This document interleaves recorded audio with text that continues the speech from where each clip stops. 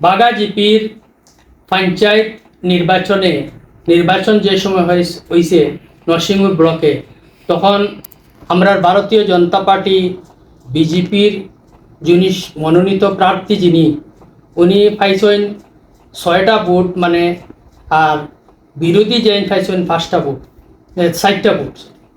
60টা vote পাইয়া আমরা বিজেপির যে পঞ্চায়েত এই বডিটা গঠন হয়েছে, সভাপতি সহসভাপতি হয়েছেন।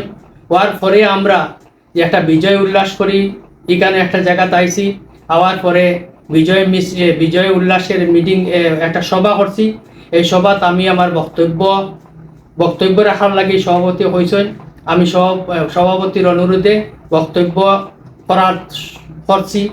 করতে গিয়া আমার যে পাকিস্তান যে শব্দ, এই শব্দটা যেটা বিবৃতি করিয়া কোয়া হয়েছে, যাতে আমার কোনো পুরা ভিডিওটারে দেখা হয়েছে না, সমাজ মাধ্যমে ছড়িয়ে দেওয়া হয়েছে। এটা আমি এইরকম বক্তব্য রাখছি না।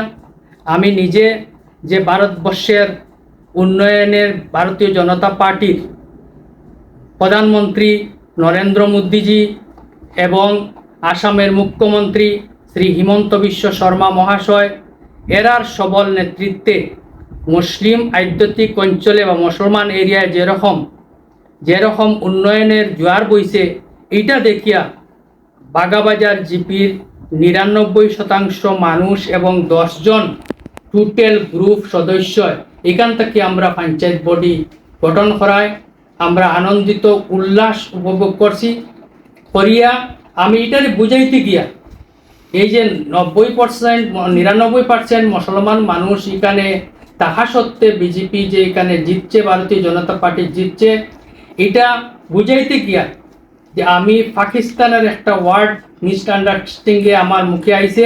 আমি কোনোদিনও পাকিস্তান শত্রু দেশ এখানোর সঙ্গে তুলনা করতে চাইছি না। আমি বুঝাইতে চাইছি যে এখানে 99% মানুষ আমরা মুসলমান, তাহা সত্ত্বে বিজেপির যে জয়লাভ হয়েছে, এটা একমাত্র আসামের মুখ্যমন্ত্রী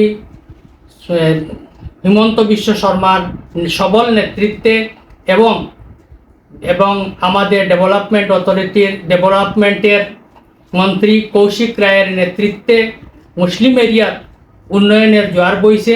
আমি নিজে বাগা জিপির একজন ভোটার বা বাগা জিপির নাগরিক, আমি বাগা জিপিরে কোনোদিনও আমি পাকিস্তানের সঙ্গে তুলনা করতে চাইছি না এবং ভবিষ্যতে চাইতামও না। আমি বুঝাইতে গিয়ে যদি কোনো ভুল বিভ্রান্তির কারণে আমার মিসআন্ডারস্ট্যান্ডিং হয়ে পাকিস্তান শব্দটা আয়, তার এই জন্য আমি ক্ষমা প্রার্থী।